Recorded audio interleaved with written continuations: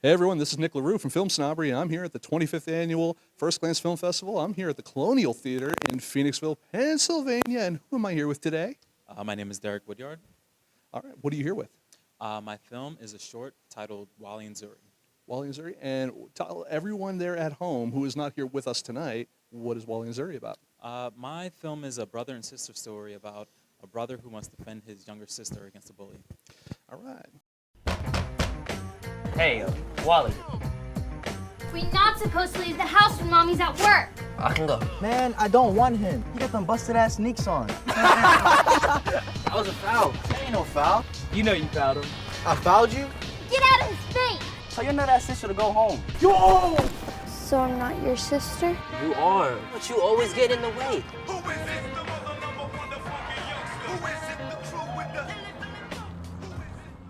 So, are you a Philadelphia-based filmmaker? At one point I was. Now I live in Brooklyn. I'm currently a thesis student at the NYU grad film program. But I lived in Philly for 12 years prior to getting into the program, and that's where I came up with the inspiration for this film. That's great. What got you into film? Like, what was your major inspiration that said, I want to do this for a living? Yeah, so it actually began in high school. My background is in visual arts. I've been an artist all my life, and trained in fine art and drawing. My medium was charcoal, and in high school I went to a creative arts high school that allowed me to explore video and film, and I really enjoyed it and decided to pursue that in undergrad. And once I finished, freelanced as a cinematographer and editor, and decided to go into narrative, and that's what drove me to the NYU program.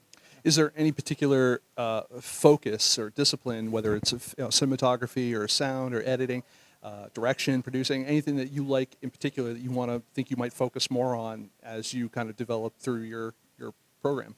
Yeah, definitely. So, being a thesis student, I've made a couple films in the program, and my focus now is directing and writing, though I still work as a cinematographer from time to time, but Cool. my focus is directing and writing, making my own films. Fantastic.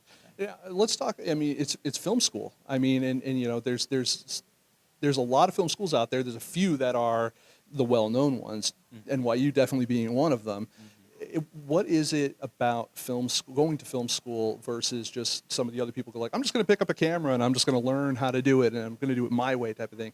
What attracted you to going a more traditional route in terms of, was it, the structure? Was it, the idea of like you wanted to network with other students who might have had like-minded ideas? Or what was your kind of thing of like, I think this is what I'm going to do? Yeah, for me, I think it was the structure and the community. Also, I mean, one of my favorite filmmakers, Spike Lee, he is a professor in the program, and I've had the opportunity to meet with him one-on-one and discuss my films. What is that like? I mean, it's amazing. You sit in a room with him, and he's full This of isn't even an knowledge. interview anymore. Yeah. Now I just want to know all about this now. Yeah, he's full of knowledge and wisdom, but he's also very down to earth, and Yeah. watching cuts with him is kind of like nerve-wracking because he will nitpick every little thing that like you didn't even pick up on. But he's a very cool guy, and gives sound advice. Nice.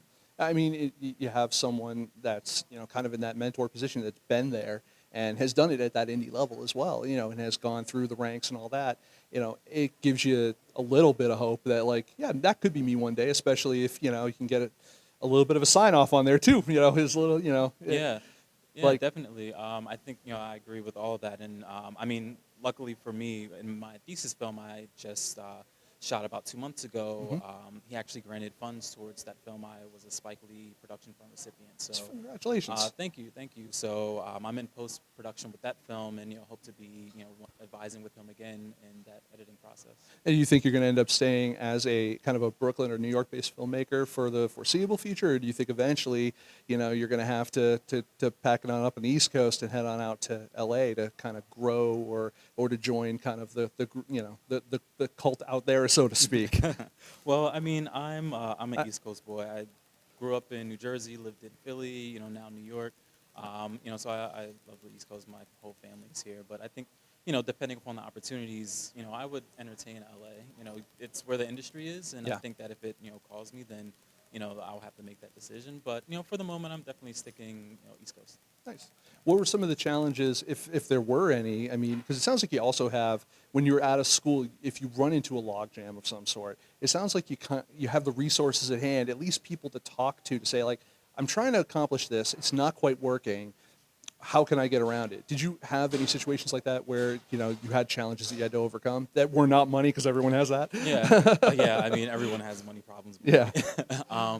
But I think for me, you know, it was making those mistakes and looking at them and, you know, realizing in post-production that, you know, the high that I felt on set of seeing what I put down on the page come to life, you know, sometimes didn't live up to what I, you know, actually was intending.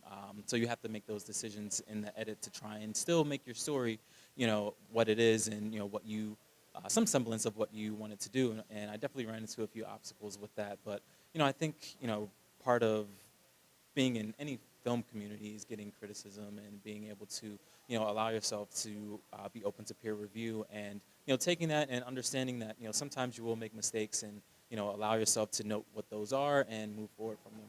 Yeah, that's why I have a job. So, well, I want to thank you for coming to the FirstGlance Film Festival. I hope that you guys, this is a premiere for you folks, or? This is, Philadelphia. Well, no, I'm sorry. We did screen in Philly once in 2020. Okay. During the pandemic, but that was when everything was, you know, on lockdown. So it was virtual. This is the first live screening that I've actually been at for the film. You looking forward to seeing what the reactions are? Definitely. I'm very much looking forward to it. Definitely. Well, congratulations. Thank you for coming, and hopefully, you know, everyone, you know, gets what you hope they get out of it. Yeah. Thank you so much. Appreciate it. Yeah, Happy help. thank you.